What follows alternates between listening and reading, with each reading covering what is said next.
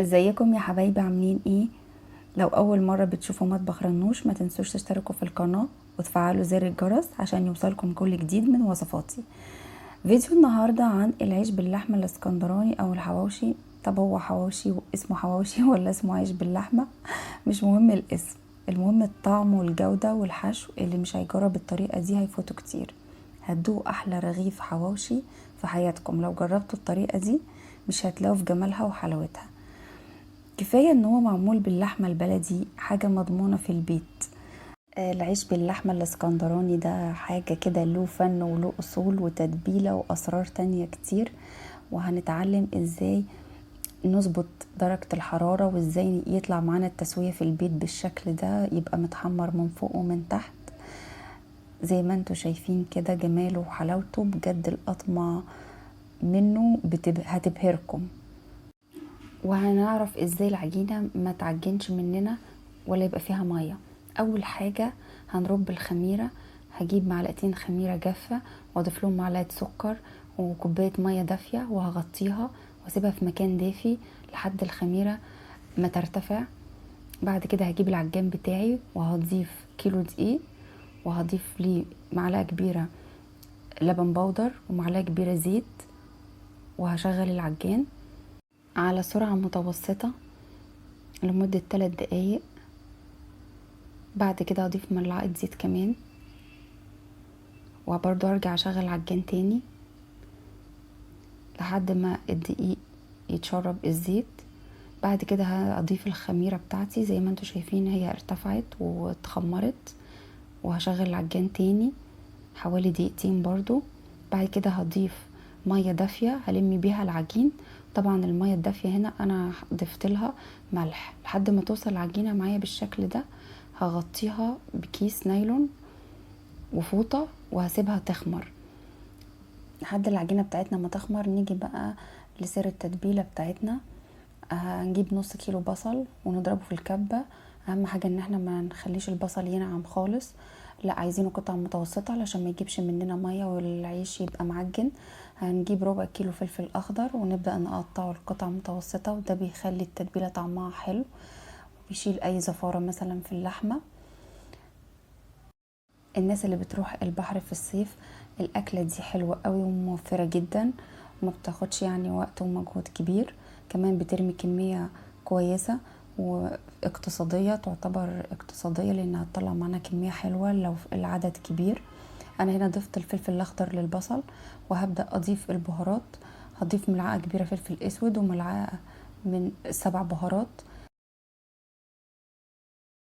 وهضيف خلطة الحواوشي بتاعت ماجي، بجد بتخلي التتبيلة في حتة تانية خالص وبتفرق جدا في الطعم. وملعقة ملح صغيرة وهقلبهم كويس. هقلب البصل بالفلفل الاخضر والتوابل كويس جدا.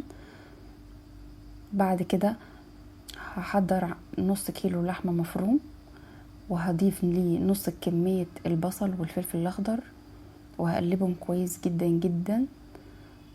بعد كده هضيف بقية الكيس بتاع خلطة الحوش بتاع ماجي. زي ما قلت لكم انا بستغناش عنها في تتبيلة اللحمة بتاعة الحواوشي، بتظبط الطعم جدا.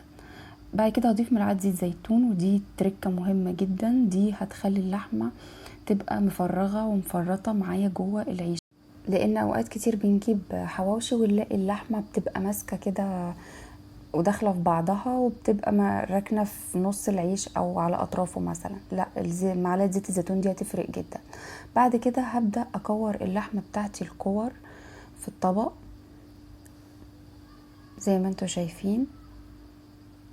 بجد التتبيله دي حلوه جدا جدا، هتعجبكم قوي وهتحسوا كده بطعم مختلف. كده انا خلصت الكميه كلها.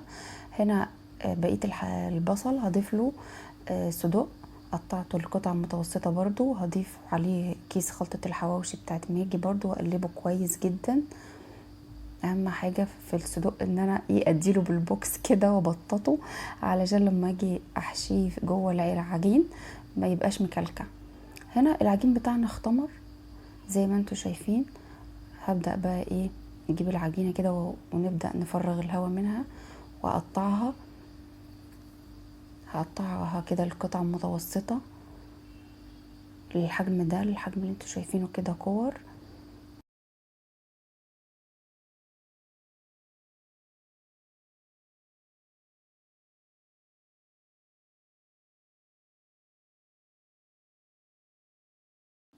هبدأ اخد اول كورة وابدأ افردها بالنشابة.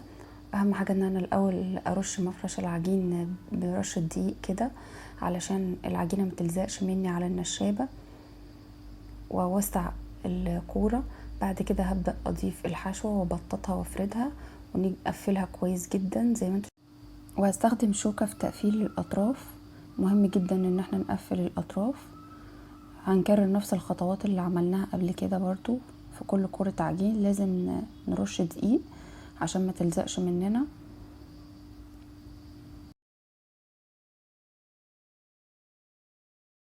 طبعا انا الحشوة ما سبتهاش في التتبيلة كتير، لا انا بمجرد ما ضفت البصل والبهارات للحمة والصدوق بدأت على طول في الحشو وتقفيل العجين، لان دي برضو خطوة مهمة جدا. في ناس كتير بتشتكي من ان العجين بيجيب معاهم مية وان العيش كده بيبقى فيه مية، ده بسبب ان هما بيسيبوا التتبيلة وقت طويل على بال ما يحشوها في العجين، فيبدأ البصل يجيب مية، والمية دي بتخلي العيش يبقى معجن وكله مية. فاحنا ما نحاول على قد ما نقدر نحشي بسرعة ونقفل العجين بسرعة علشان ما البصل ما يجيبش مية. زي ما انتوا عارفين البصل بينزل مية كتير اصلا. هنا انا هضيف بقى الصدوق لازم نبططه جامد، نبططه كويس جدا بحيث ما يبقاش مكلكع كده مننا. هنا انا رصيته في الصاج وهضيف على وشه شويه جبنه بقى موتزاريلا اللي هو يبقى زي وش بيتزا كده، والباقي هضيف عليه سمسم وحبه بركه، وهبدا بقى ادخلهم الفرن. اهم حاجه ان الفرن تبقى النار عاليه ونشغل المروحه. وده شكله بعد ما طلع بجد طعمه فظيع جدا وحلو قوي، ونتحمر كويس من فوق ومن تحت. وكمان اللي هو بالجبنه ده عايزه اقول لكم طعمه حكايه، اي حاجه اصلا بيبقى عليها جبنه سايحه بتبقى روقان كده. زي ما انتوا شايفين كده ده اللي هو بالسمسم وحبه البركه اللي هو كنت حاشيها صدوق. شايفين العيش مستوي كويس قوي مش معجن، الحشوه كمان مفرغه مش ماسكه في بعضها، يعني متوزعه كويس جوه العيش، مفيش اي ميه خالص لان انا زي ما قلت لكم حشيت بسرعه. اتمنى الوصفه تكون عجبتكم، ما تنسوش تعملوا لايك وشير للفيديو.